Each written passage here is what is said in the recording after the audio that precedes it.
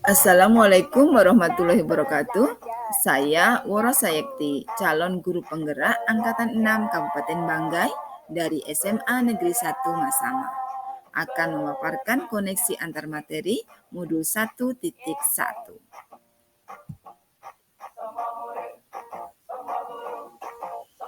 Refleksi dan kesimpulan pemikiran Ki Hajar Dewantara.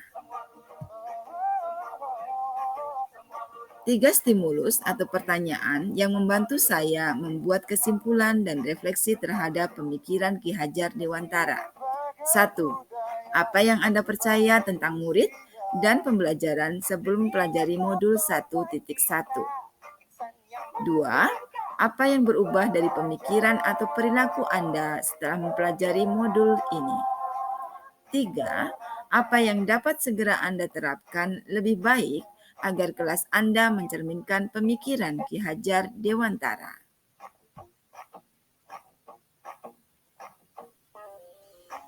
Sebelum mempelajari konsep pemikiran Ki Hajar Dewantara, pada saat pembelajaran di kelas yang saya lakukan adalah 1. Model pembelajaran masih terpusat pada guru. Model pembelajaran yang saya lakukan masih terpusat pada guru, di mana proses pembelajaran bersifat satu arah, yaitu siswa lebih banyak menerima materi dari guru. Belajar hanyalah transfer materi, sehingga guru yang lebih aktif dan siswa hanya duduk di tempat masing-masing. 2. Lebih mementingkan terpenuhinya target kurikulum. Saya sering lebih mementingkan untuk menyelesaikan target kurikulum dibandingkan memperhatikan seberapa paham siswa terhadap pelajaran. Fokus kegiatan pembelajaran adalah ketuntasan target kurikulum dalam satu semester seperti yang tertuang dalam dokumen program tahunan. Mengutamakan ketuntasan kurikulum merupakan hal yang penting dengan tercapainya standar angka-angka yang tinggi.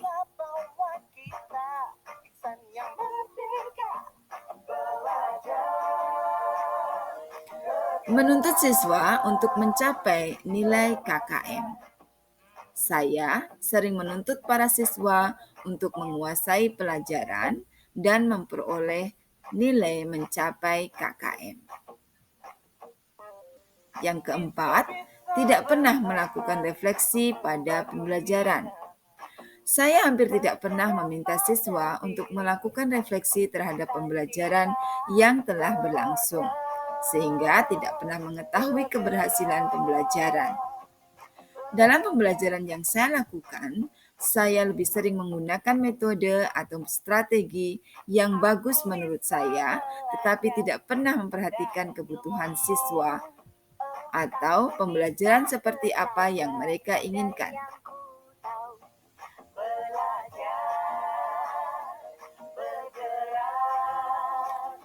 Beranggapan keberhasilan ditentukan oleh nilai akhir.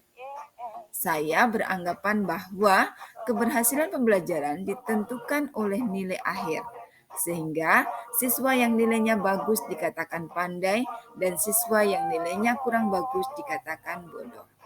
Hasil akhir dalam pembelajaran diharapkan anak mampu mengerjakan ujian dan tugas dengan benar. Yang kelima, ada jarak hubungan antara guru dan siswa. Ada jarak pemisah antara guru dan siswa, sehingga penanaman nilai-nilai karakter atau budi pekerti sangat susah dilakukan.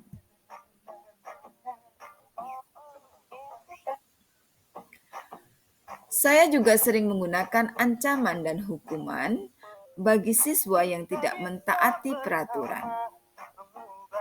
Hukuman fisik saya anggap hal yang paling ampuh untuk menegakkan peraturan sekolah. Saya sering memberikan hukuman kepada siswa saat mereka tidak mengerjakan tugas-tugas yang saya berikan.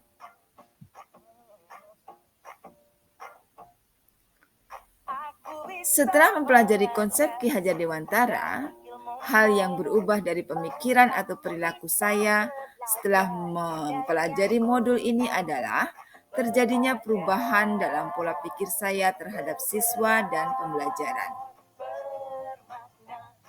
Yang pertama, saya merasakan mendapatkan pengetahuan dan pengalaman yang baru.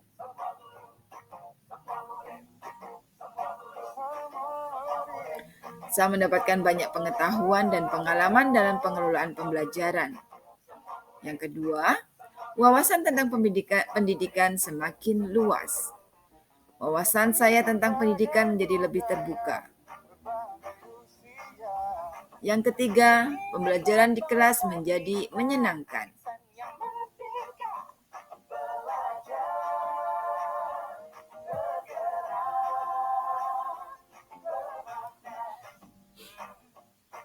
Yang berubah dari pemikiran atau perilaku saya setelah mempelajari modul 1.1. Yang pertama, pendidik adalah seorang penuntun.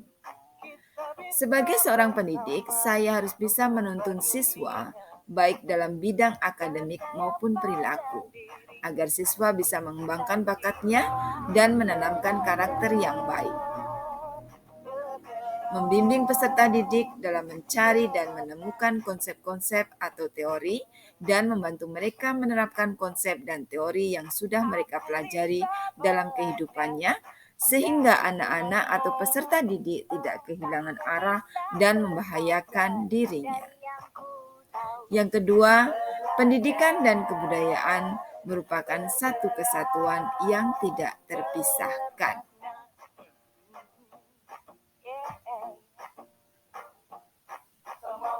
Yang ketiga, pembelajaran berpusat pada siswa. Setiap anak adalah unik dan istimewa, sehingga pembelajaran harus berpusat pada siswa, di mana siswa diberikan ruang yang cukup luas untuk mengembangkan bakat dan minatnya. Yang keempat, pembelajaran harus menyenangkan. Dunia anak adalah dunia permainan, sehingga dalam belajar harus penuh dengan kesenangan dan kebahagiaan. Guru harus memberikan kemerdekaan kepada siswa dalam belajarnya, tetapi siswa harus tetap dibimbing sehingga tidak salah arah dan merugikan dirinya. 5. Pendidik adalah pamong. Pamong artinya seorang yang memomong, menasehati, memberikan pengertian, menjaga, mendidik, dan mengajari mereka tumbuh kembang menjadi seseorang yang mandiri, berdikari di kaki sendiri. Sang pamong akan menumbuh kembangkan momongannya menjadi manusia dewasa yang berdikari.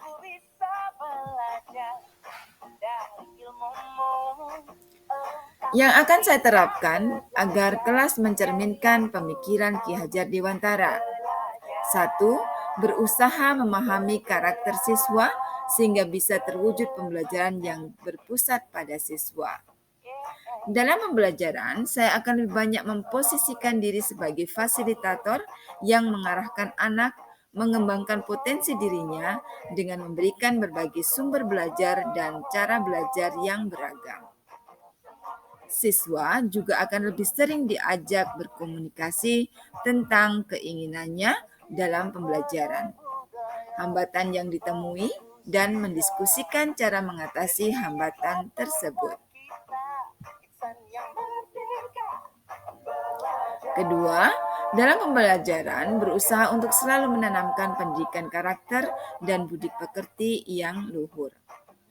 Menumbuh kembangkan pendidikan karakter peserta didik dengan pembiasaan seperti mengawali aktivitas dengan berdoa, saling menghargai pendapat ketika berdiskusi, memberikan kata-kata positif untuk teman, sebangku atau sekelas, memberikan pujian, menyampaikan permohonan maaf jika melakukan kesalahan baik sengaja maupun tidak disengaja, dan terakhir membudayakan budaya lokal untuk transformasikan pendidikan karakter peserta didik. Yang ketiga, merancang pembelajaran yang menyenangkan dengan menyisipkan permainan pada proses pembelajaran sehingga anak merasa senang dan bahagia.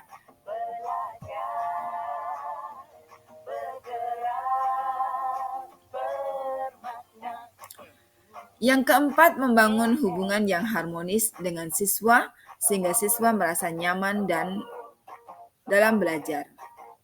Hubungan guru dengan siswa adalah hubungan dua arah. Ketika guru menunjukkan semangat dan antusiasme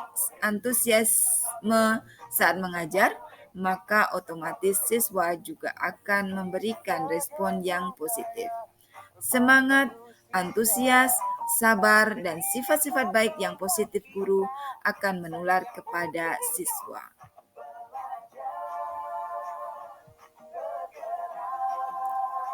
Demikianlah pemaparan tentang koneksi antar materi modul 1.1. Salam guru penggerak, tergerak, bergerak, dan menggerakkan. Wassalamualaikum warahmatullahi wabarakatuh.